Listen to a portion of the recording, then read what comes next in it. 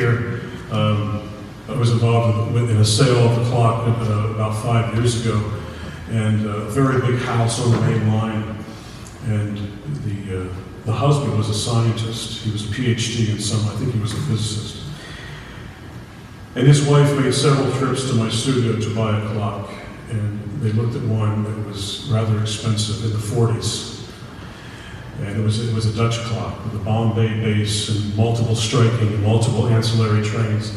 And they made 3 trips up. And it's a big purchase for whoever's getting this, and a big house in the main line. So the deal was consummated. I delivered the clock. And about 9 days later, I get a call from a very irate little lady. She's about 5 foot high. And they're in their 40s, early 40s. And she said, "Take the clock back, it's not working." So I thought, my God, I ran that clock 6 weeks before they got it because I didn't want an issue. Clock is 10 feet high to the mechanism, so I bring my ladder and go up. And I knew, I just opened the door and I just said, "Well, you got to wind your clock." She said, "Well, you never told us that." And her husband's a PhD physicist. Isn't that interesting? And, but yeah, she did not push the issue about changing the mechanism to a quartz. So at least he understood the historical significance of the item, which is good. So clock cases started to follow decoration throughout the centuries. After the utility was kind of hearsay, and watches became very prevalent. So clocks became a decorative item, just like furniture. William and Mary, Queen Anne, Chippendale. Their own styles, Philadelphia, New York, Boston, Charleston. So their own regional styles, their own national styles, their own international styles. And so it became more a piece of decorative art than just a timekeeper anymore. And unfortunately what happened when we got to about the 1760s, the quality started to wane because of small clocks. Everyone could have a clock by 1760. A lot of people in America had small clocks. Very small wind-up wall clocks. So they started cheapening the movement, even though the Clockmakers Guild kept a nice cohesive force on thicknesses and measurements of gears and wheels. They started making the plates thinner, the wheels thinner. It started causing issues with cracking teeth, and they started painting the dials. Dials are always brass from the get-go. The brass dial had a silver chapter ring around it because there was bloody candlelight in the house so everyone could see it, particularly at night. But the cheapening of clocks began in the 1770s with the painted dial. But in America, we find, because of a more bucolic background, the painted dial is very revered. But yet we go upstairs and we can find some of the ready makers from the 18th century actually had some brass dials here. So that's a good thing. And they got to the point where they were actually silk screening these around the year 1800 in England. Mass silk screens of the numerals and mass paintings. So things really got cheap. Cases got cheap. So we don't know a lot about the clock shops here. I've been privy to be in about 6 clock shops in France.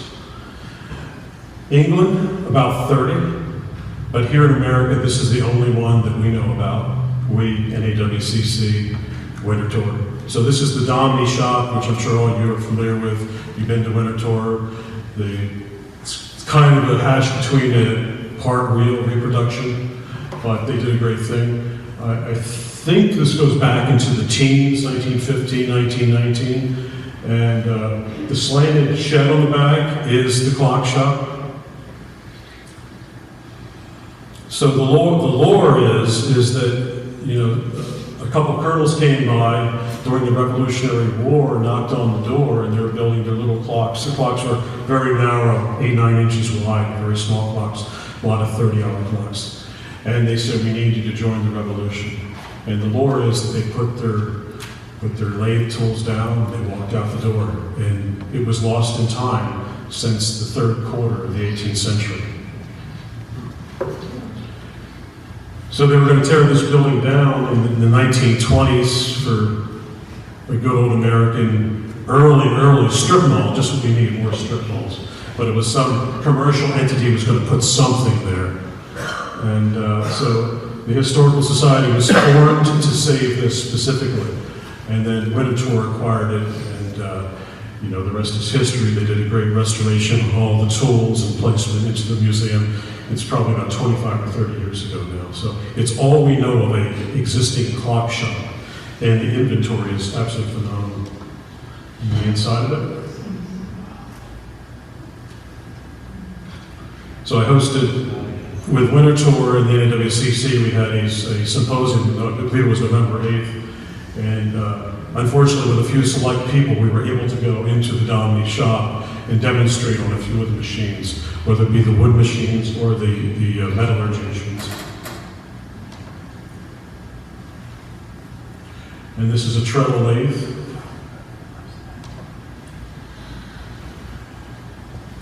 So that, and I may repeat this later on, but there's always been a bit of misnomer, a bit of misleading information coming from the clockmaking field.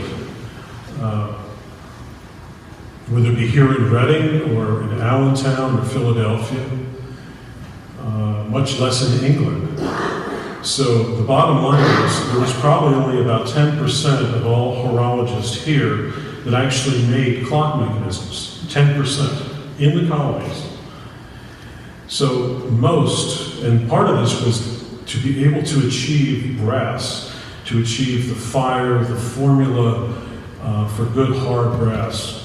Because brass is a composite of about five materials. The main one being copper and tin, there's zinc, antimony, and some trace metals. And the problem is, if you don't get your mixture hot enough and long enough, you don't get a good congruent cake mix. And if you have areas in that brass plate, we're talking about the plates now, if you have areas in plates where you have lead deposits, and suppose we need to drill a hole through our plate for our gear, and we drill in the lead deposit, we don't know it's a lead deposit because it looks the same as all the rest of the plate, the two flat plates of the brass that you see up there. That's going to wear exponentially. That may last a week, a month, 2 years, 3 years, not 300-400 years. So the Americans, for some reason, the colonists couldn't get it right. But they're entrepreneurs, like a lot of entrepreneurs today, unfortunately. We're going to do things on the cheap. So the British was going to capitalize on this and say, hey, we will send, and plus there was a great migration of scientists and horologists to the colonies. So the British sent a set of 3 horological supply ships, starting in 1710.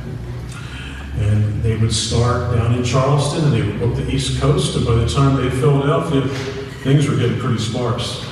But they would sell anything from complete movements to kits of movements, to pieces of movements on sprues.